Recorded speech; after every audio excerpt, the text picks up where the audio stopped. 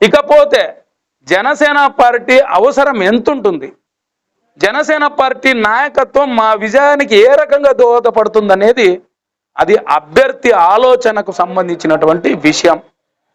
ఆ ఆలోచన మేరకు జనసేన పార్టీకి తగిన గౌరవం, తగిన వెసులుబాటు, మా కార్యకర్తలు కూడా రెక్కాడితే డొక్కాడని పరిస్థితుల్లో ఈ రోజు వరకు 5 ఏండ్లు ఒక 100 రూపాయలు కూలీ చేసుకునేటువంటి కార్యకర్త కూడా తన యొక్క వ్యయాన్ని జనసేన పార్టీకి ఖర్చు పెట్టి, తమ యొక్క సమయాన్ని జనసేన పార్టీకి ఖర్చు పెట్టి, కుటుంబాన్ని పక్కన పెట్టి ఈ రోజు వరకు రాజకీయాలు చేశారు, ప్రజల కోసం నిలబడ్డారు.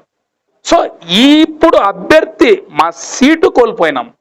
వెరీ సీరియస్లీ ఎన్నిసార్లైనా చెప్పగలను, ఇది జనసేన పార్టీ పొత్తులో గెలిచేటువంటి సీటును మేము కోల్పోయినాము. ఓపెన్ గా చెప్తున్నా ఈరోజు. అది అందరు పార్టీ అధినాయకులకు కూడా తెలుసు. ఫిబ్రవరి వరకు ఈ సీటు మా పవన్ కళ్యాణ్ గారు బీజేపీ అలయన్స్ అనేటువంటి విషయంలో త్యాగం చెయ్యనంత వరకు ఆదోని నియోజకవర్గంలో పొత్తులో ఇది జనసేన పార్టీ సీటే.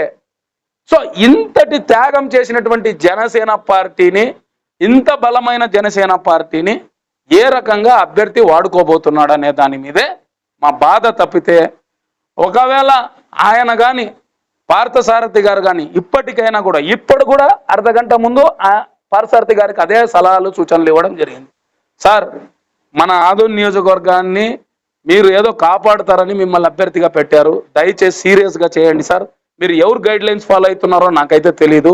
కూటమి అన్నాక 3 పార్టీలు ఉన్నాయి, 30 మంది నాయకులు ఉన్నారు, అందరినీ సమన్వయం చేసుకోవాల్సినటువంటి బాధ్యత మీద ఉంది. దయచేసి ఎక్కడ కూడా నిర్లక్ష్యం చేయొద్దండి. ఇప్పటికే సమయం మించిపోతా ఉంది.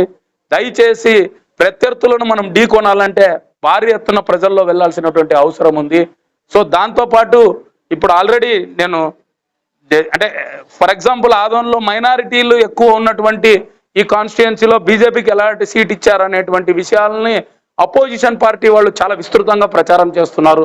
సో మైనారిటీస్ని కూడా మన పార్టీ వైపు, అందరితో పాటు బీసీ ఎస్సీ ఎస్టీలతో పాటు మైనారిటీలు కూడా మన పార్టీ వైపు తీసుకొని వచ్చాల్సినటువంటి అవసరం ఉంది.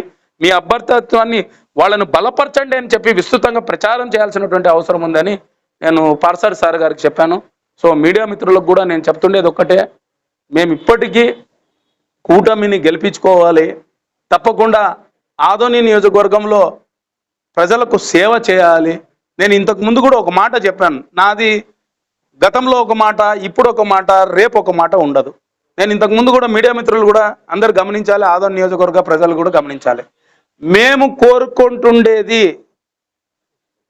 కోరుకుంటుండేది మా నాయకత్వాన్ని గెలిపిస్తే, జనసేన పార్టీని గెలిపిస్తే ఇంటింటికి వెళ్ళి సంతోషం అందించాలి ప్రజలకు అనేటువంటి విషయాన్నే మేము కోరుకుంటుండేది.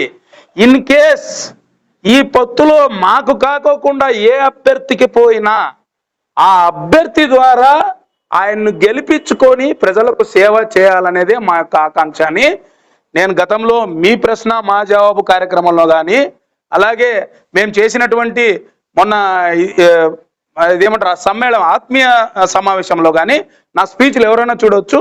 నేను ఆ రోజు నుంచి ఈ రోజు వరకు ఒకే స్టాండ్ మీద ఉన్నా. సో ఇప్పటికైనా కానీ పార్థసారథి గారు దయచేసి అన్ని పార్టీలను సమన్వయం చేసుకొని ముందుకు వెళ్తారని ఆశిస్తున్నాను.